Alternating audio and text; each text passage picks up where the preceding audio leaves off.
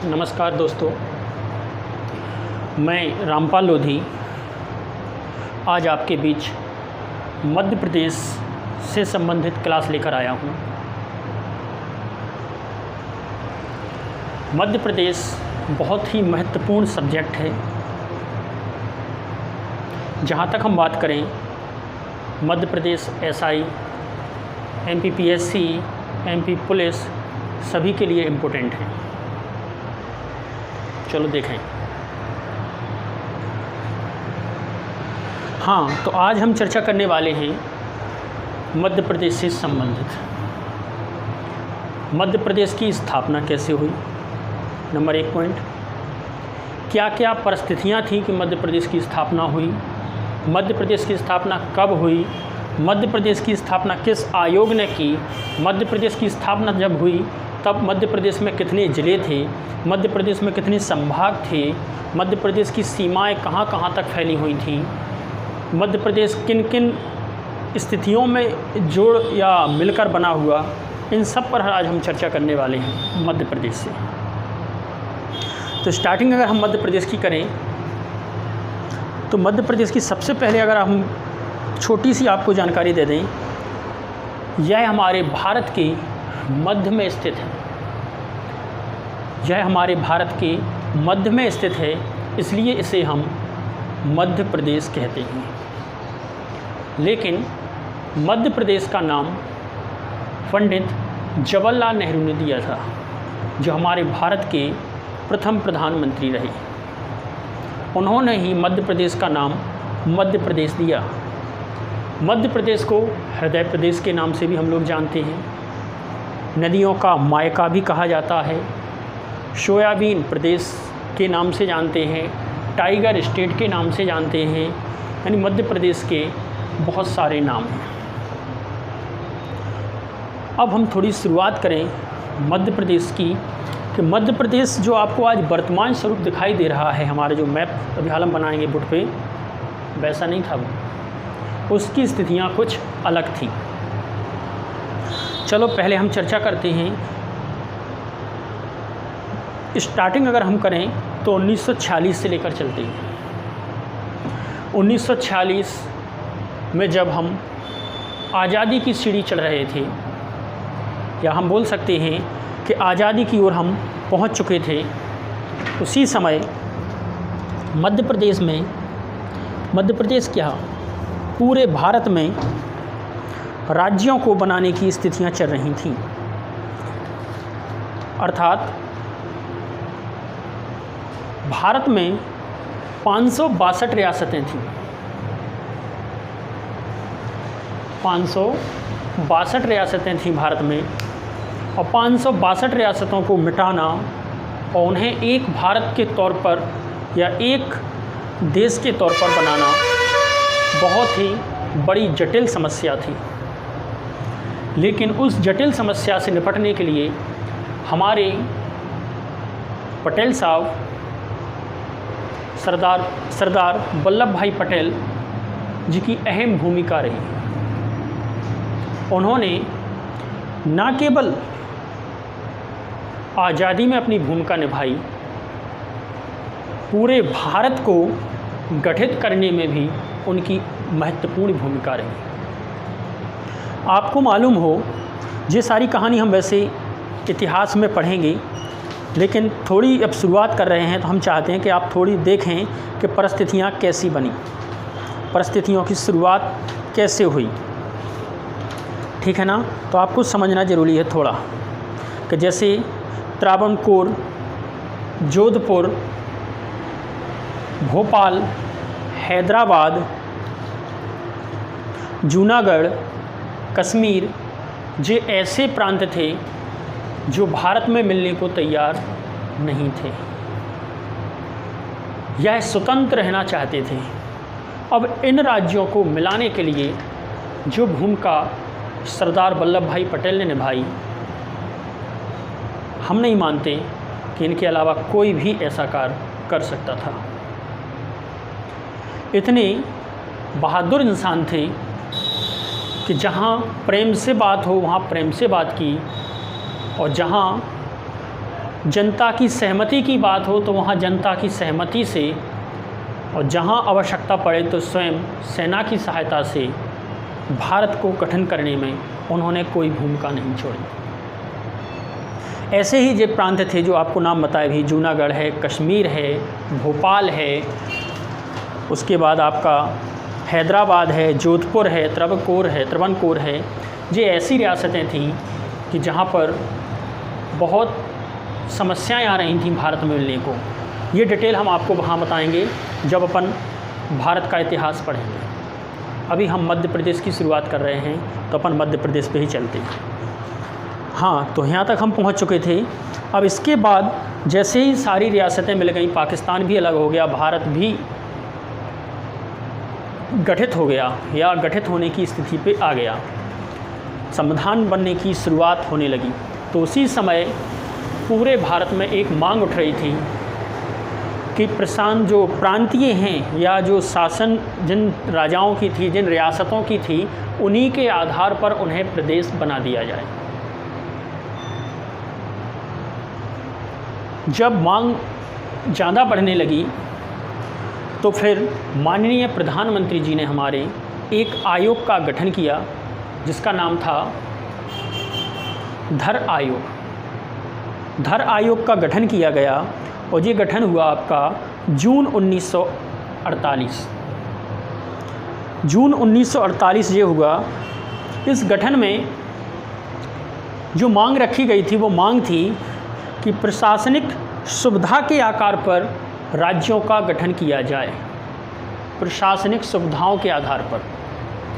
इस आयोग ने पूरे भारत में घूमकर अपनी रिपोर्ट पेश की और उस रिपोर्ट के आधार पर भारत का गठन होना था, राज्यों का गठन होना था। लेकिन आयोग ने सिफारिश खारिज कर दी और नए राज्य बनाने के लिए प्रस्ताव ऐसा ही डला रह गया। इसी को चलते कुछ समय बीता। उसके बाद एक नए आयोग की स्थापना की गई जिसका नाम था JVP।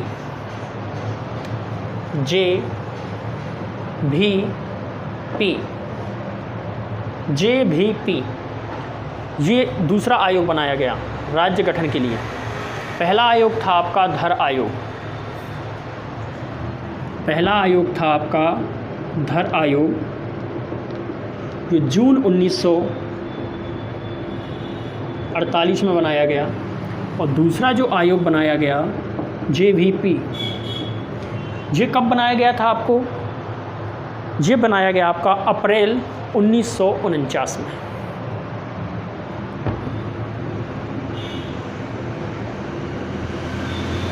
अप्रैल 1949।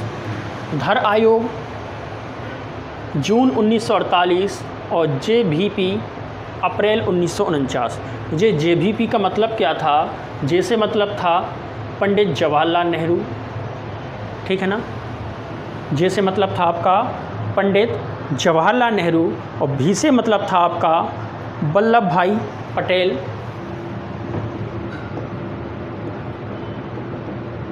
वल्लभ भाई पटेल और पी से मतलब था आपका क्या मतलब था? पट्टाभी सीतारमैया। पट्टाभी सीतारमैया।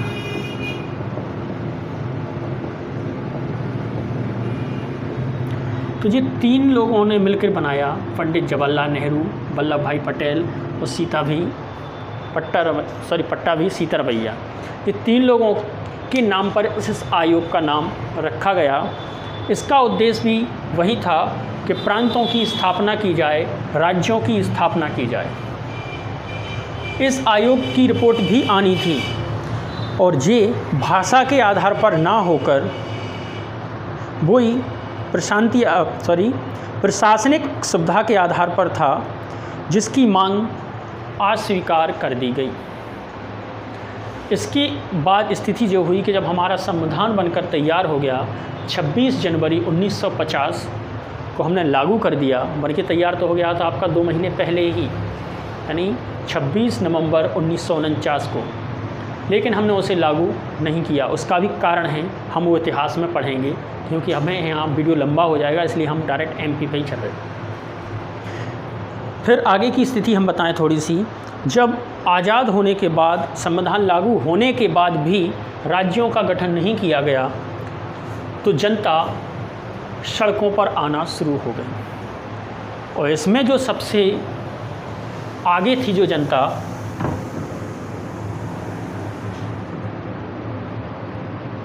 वो थी आपकी दक्षिण भारत की। और दक्षिण भारत की जो जनता थी, ये जनता हड़ताल पर आ गई, आंदोलनों पे आ गई। हड़ताल होने लगी, आंदोलन होने लगे, और इसी को चलते हुए 56 दिन के आंदोलन के बाद यहाँ पर 2 व्यक्तियों की मृत्यु हो गई, श्री रामालल्लू और श्री पोरी। इन 2 लोगों की मृत्यु होने के बाद जनता में आक्रोश पैदा हो गया, और जनता में आक्रोश इस कदर पैदा हुआ कि दक्षिण भारत से लेकर राजधानी दिल्ली तक इसका शोर मच गया। इसी को देखते हुए तत्कालीन प्रधानमंत्री पंडित जवाहरलाल नेहरू जी ने फैसला लिया और दक्षिण भारत का प्रथम राज्य, यानी भारत का प्रथम राज्य कौन सा बना? आंध्र प्रदेश।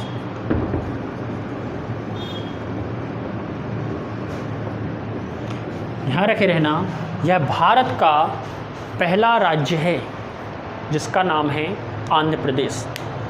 अब देखो, कोई भी जब हम चीज़ बनाने की बात करते हैं या किसी की नियुक्ति की बात करते हैं या कोई भी स्थिति करते हैं, तो इसके लिए हमें एक आयोग बनाना पड़ता है, एक कमेटी बनानी पड़ती है कि जिसके अंदर सारी प्रक्रिया होती रहे। जैसे आप देखें अभी तत्काल में ही, जैसे कमलनाथ सरकार आई थी तो उन्होंने अतिथि शिक्षक, संविदा कर्मियों या अपन बोलें जो रोजगार सहायक हैं, इनके लिए नियमित करने के लिए एक आयोग बनाया था, लेकिन उस आयोग की रिपोर्ट कहीं पता नहीं आज तक कि क्या हुआ। तो ऐसा ही एक आयोग बनाने की आवश्यकता थी। जैसे ये 2 आयोग हमारे बन चुके थे, एक धर आयोग और एक JBP आयोग। अब आंध्र प्रदेश आपका राज्य बन चुका था, तो फाइनली हो चुका था कि अब राज्य बनेंगे, क्योंकि जब एक राज्य बन गया है तो क्लियर है कि दूसरे लोग थोड़ी शांत रहेंगे, कल वो भी उधम देंगे। इसलिए ऐसी स्थिति उत्पन्न ना हो, इसके लिए तत्काल में एक आयोग का गठन किया गया जिसका नाम था राज्य पुनः गठन आयोग। इसे फैजल अली आयोग के नाम से भी जानते हैं, क्योंकि फैजल अली जो थे वो इसके अध्यक्ष थे। इस आयोग में 3 लोगों की महत्वपूर्ण भूमिका रही है, फजल अली,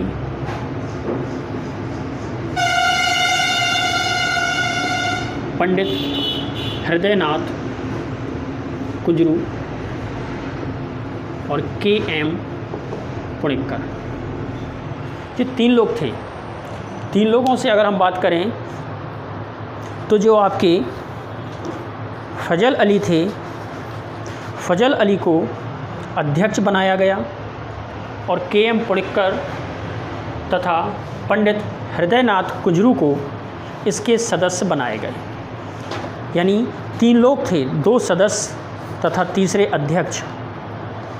इन्हीं के आधार पर इस राज्यों की स्थापना की जानी थी। यानी भारत में जितने भी राज्य बनने थे वो सारे के सारे अब आपके राज्य पुनः गठन आयोग के अंतर्गत ही आएंगे। यहाँ तक बात समझ में आ गई ना आपको? तो 1953 की बात है, 1953 में राज्य पुनः गठन आयोग की स्थापना की गई। राज्य पुनः गठन आयोग की स्थापना जब की गई तो उसे काम दिया गया कि आप राज्यों की स्थापना करेंगे, आप राज्यों की स्थापना करेंगे। साथ ही इसकी अगर हम स्पष्ट तारीख की बात करें तो 22 अक्टूबर 1953 थी। याद कर लेना, 22 अक्टूबर 1953 राज्य पुनः गठन अब बहुत सारे लोगों का कहना यह भी आता है बार बार कि सर पुनः गठन क्यों बोल रहे हैं आप, गठन क्यों नहीं बोल सकते हम, मध्य प्रदेश गठन नहीं बोल सकते क्योंकि हम इससे पहले 2 आयोग और बना चुके थे। गठन तो उस समय हुआ था जब 4 स्टेट 4 में डिवाइड थे पूरे, state A, state B, state सी और स्टेट डी। ये 4 प्रांतों में विभक्त था पूरा भारत। तो गठन तो आपका था, अब हमें करना था पुनः गठन, और पुनः गठन के लिए हमने बनाया था राज्य पुनः गठन आयोग, जिसके अध्यक्ष थे फजल अली, सदस्य थे पंडित हृदयनाथ कुंजरू और दूसरे सदस्य थे KM पणिक्कर। तो 3 लोगों की ये कमेटी थी जिसका नाम रखा गया राज्य पुनः गठन आयोग। इस आयोग ने अपनी रिपोर्ट सरकार द्वारा स्वीकार किया गया। इस आयोग ने अपनी रिपोर्ट 30 दिसंबर 1955 को सरकार के सामने पेश की। आयोग का गठन हुआ था 22 अक्टूबर 1953 को और इसने अपनी रिपोर्ट पेश की थी 30 दिसंबर 1955 में। जब रिपोर्ट आई तो रिपोर्ट के आधार पर राज्यों का गठन किया जाना था। इसी के चलते हमारे मध्य प्रदेश का भी गठन किया गया और गठन की तारीख थी 1 नवंबर 1956। मध्य प्रदेश का जब गठन हुआ तो वह तारीख थी 1 नवंबर 1956। 1 नवंबर 1956 में जो आप मध्य प्रदेश देखते हैं वो ये मध्य प्रदेश ना होकर मध्य प्रदेश की आकृतियाँ कुछ अलग ही थी। चलो हम देखते हैं, थोड़ी चर्चा भी करते हैं किस प्रकार मध्य प्रदेश बना, मध्य प्रदेश में कितने ज़िले थे, कितने ज़िले कहाँ कहाँ चले गए, कौन कौन से ज़िले कब बने, इन सब चीज़ों पे हम आज थोड़ी सी चर्चा करें।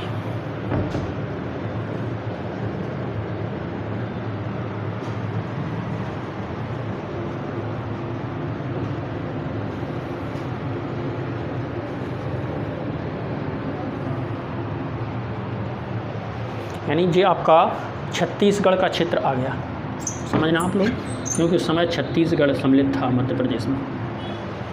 अभी हम ऐसे डिवाइड करेंगे और छत्तीसगढ़ को अलग कर देंगे। अभी तो 8 ज़िले महाराष्ट्र को भी देना है हमें, इसलिए ये अभी पूरा सीधा ही जाएगा।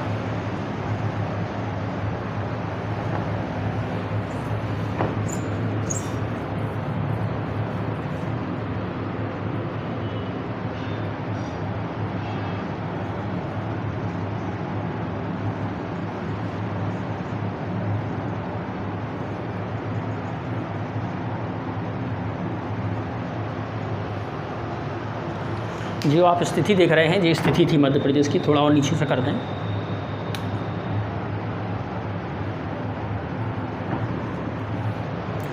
ये स्थिति का मैप बनता था आपका, यानी 1956 में ये छत्तीसगढ़ का क्षेत्र भी हमारे मध्य प्रदेश में सम्मिलित था। यहाँ तक समझ में आ रही ना। इस समय जो मध्य प्रदेश में ज़िले बनाए गए थे वो ज़िले थे 43 तथा संभाग थे आपके पास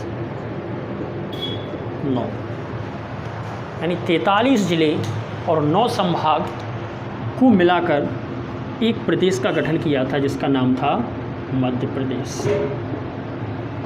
क्लियर है। लेकिन गठन से पहले हम चाहते हैं कि थोड़ी इसकी पुरानी स्थिति पे चलें, पर उसके बाद अपन लोग प्रक्रिया आगे बढ़ाएंगे। तो हमने अभी हाल बताया था आपको कि 3 स्टेटों में बटा हुआ था जी। वो स्टेट कौन कौन सी थी कि यहाँ से जो आपके क्षेत्र थे, आप देखते हैं ना पूरे क्षेत्र, यहाँ से जो आपके क्षेत्र थे ये स्टेट ए में रखे गए थे, पार्ट ए में, जिसकी राजधानी बनाई गई थी नागपुर। ये पूरा भाग स्टेट ए के अंतर्गत आता था। इसी को हम लोग बोलते थे सेंट्रल प्रोविंसन एवं बरार या मध्य प्रदेश, यानी बरार इसी का नाम था। यही क्षेत्र आपका बरार में आता था। दूसरे की हम बात करें अगर स्टेट बी की, तो स्टेट बी आपका यहाँ से बटा हुआ था।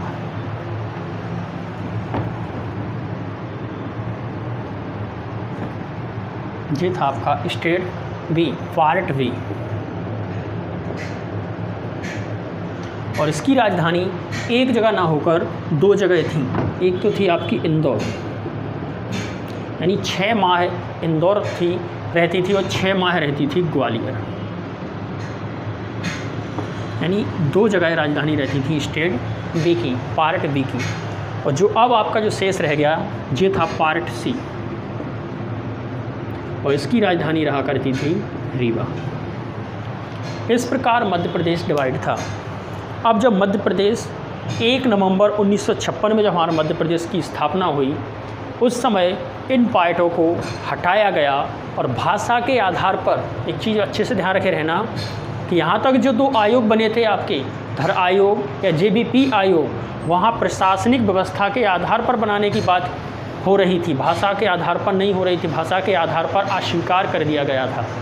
लेकिन जब राज्य पुनः गठन आयोग की स्थापना हुई तो वह स्पष्ट तौर पर भाषा के आधार पर बनाने की बात हुई कि जिस क्षेत्र में जैसी बोली बोली जाती है, जैसी भाषा बोली जाती है, उस क्षेत्र का ही एक प्रदेश का गठन किया जाना चाहिए। इस प्रकार 14 राज्यों का गठन किया गया था उस समय, 14 राज्यों का, जिनमें से मध्य प्रदेश भी हमारा एक था। अब मध्य प्रदेश में ऐसी बहुत सारी चीज़ें थीं जो दूसरे राज्यों में जानी थी और दूसरे राज्यों से आनी थी गठन के समय। अब गठन के समय हमने देखा तो यहाँ पर एक भानुपुरा तहसील थी। भानुपुरा तहसील की सुनेल टिप्पा, जो भानुपुरा तहसील थी आपकी, भानुपुरा तहसील की कौन सी, नहीं सॉरी हाँ सही बोल रहा है, भानुपुरा तहसील की कौन सी थी, सुनेल टप्पा। सुनेल टप्पा हमने राजस्थान को दे दिया था, क्योंकि यहाँ पर राजस्थानी भाषा का प्रयोग करते थे लोग बाग। ऐसे ही कोटा ज़िले की एक तहसील थी, कौन सी थी, कोटा ज़िले की सिरोज तहसील। सिरोज तहसील जो थी, जो कोटा ज़िले की थी, लेकिन यहाँ मध्य प्रदेश की बोली मिलती थी, इसलिए हमने इसे मध्य प्रदेश में रख लिया गया और मध्य प्रदेश के विदिशा ज़िले में से सम्मिलित कर लिया गया। ठीक, यहाँ तक तो ठीक है। इसी प्रकार महाराष्ट्र में के भी कुछ राज्य थे ऐसे जो मध्य प्रदेश में थे, लेकिन वो बोली महाराष्ट्र की बोलते थे, इसलिए हमने उन्हें भी हटा दिया गया और मध्य प्रदेश हमारा कुछ ऐसा अलग बनने लगा।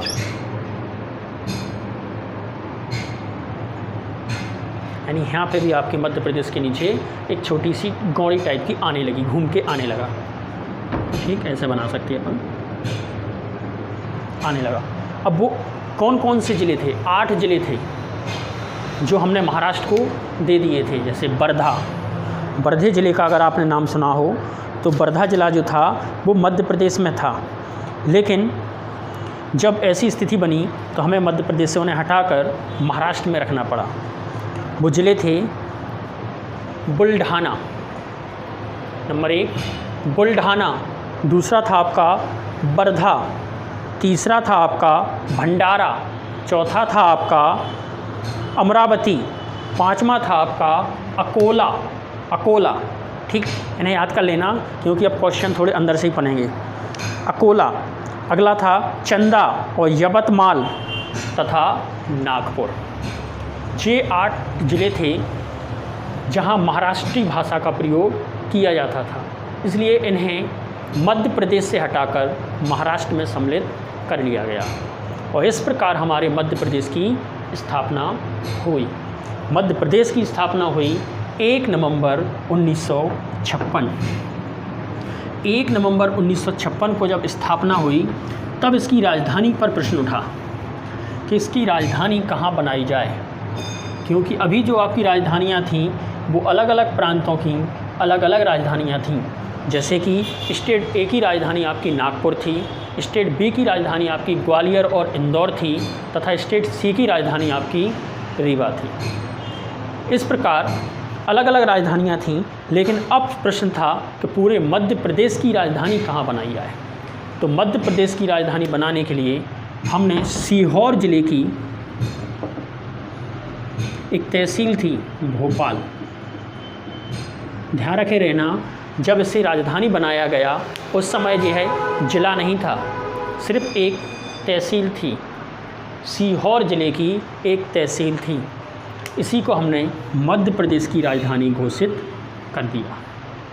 यहाँ तक समझ में आ गई ना पूरी कहानी, क्योंकि अब यहाँ से हम थोड़े आगे बढ़ेंगे जिलों को बढ़ाने का क्रम में। अभी स्थिति क्या है पहले वो देखें। अभी स्थिति है आपके पास 43 जिले, और संभागों की बात करें अगर हम तो 9 संभाग थे। क्लियर है, 43 जिले और 9 संभाग थे अभी आपके पास। स्टार्टिंग की हम बात कर रहे हैं बिल्कुल। और इसी समय अगर हम क्षेत्रफल की बात करें कि मध्य प्रदेश का क्षेत्रफल क्या था इस समय, तो आप लोगों को याद होगा 44, 34, 46 वर्ग किलोमीटर। 44, 34, 46 वर्ग किलोमीटर, ये मध्य प्रदेश का क्षेत्रफल था। यानी इतना सारा क्षेत्रफल था कि इस समय पूरे भारत में जो 14 राज्य बने थे उनमें सबसे बड़ा अगर क्षेत्रफल था तो मध्य प्रदेश का क्षेत्रफल था। यानी भारत का सबसे बड़ा राज्य क्षेत्रफल की दृष्टि से मध्य प्रदेश था। यहाँ तक क्लियर हो गई। अब पोजीशन जो हुई कि इसके बाद प्रक्रिया चलती रही और प्रक्रिया पहुँची सन 1972 में। सन 1972 में अब जब राजधानी भोपाल बना है और इसे ज़िले की मान्यता नहीं है, इसलिए अब इसे ज़िले बनाने की प्राथमिकता आई और ज़िला बनाने की मांग चल रही थी बहुत दिनों से। इसलिए मध्य प्रदेश में 2 नए ज़िले बनाए गए। एक बनाया गया आपका भोपाल और दूसरा राजनांदगांव। भोपाल कहाँ से बनाया था आपने? सीहोर से। और जबकि राजनांदगांव कहाँ से बनाया आपने? दुर्ग से। तो 2 नए जिले आपके बने, एक भोपाल, दूसरा राजनांदगांव। भोपाल जो बना था सीहोर ज़िले से बना अलग होकर, और राजनांदा जो बना वो दुर्ग से अलग होकर बना। दुर्ग और राजनांदा ये दोनों ज़िले आज वर्तमान में छत्तीसगढ़ के पास हैं, इसलिए हमें ये नाम सुनने को नहीं मिलते। ठीक, इसके बाद स्थिति जो हुई कि जब ज़िले जो 2 तो बन गए, इसके बाद इसका भी तो आयोग बनाना पड़ेगा ना। अभी हाल हमने आपको बताया था कि जब हम किसी की नियुक्ति करते या कोई गठन करते, कोई चीज़ बनाते, तो उसके लिए हमें आयोग की स्थापना करनी पड़ती है, एक आयोग बनाना पड़ता है। और इसी के चलते हुए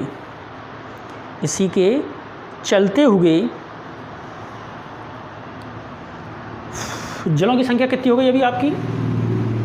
हाँ, 2 बढ़ गए, 45 हो गई। क्लियर है ना? 43 ज़िले तो आपके पास पहले थे, प्लस भोपाल और राजनांदगांव जो 2 ज़िले और बढ़ा दिए गए, तो मध्य प्रदेश में ज़िलों की संख्या हो चुकी थी 45।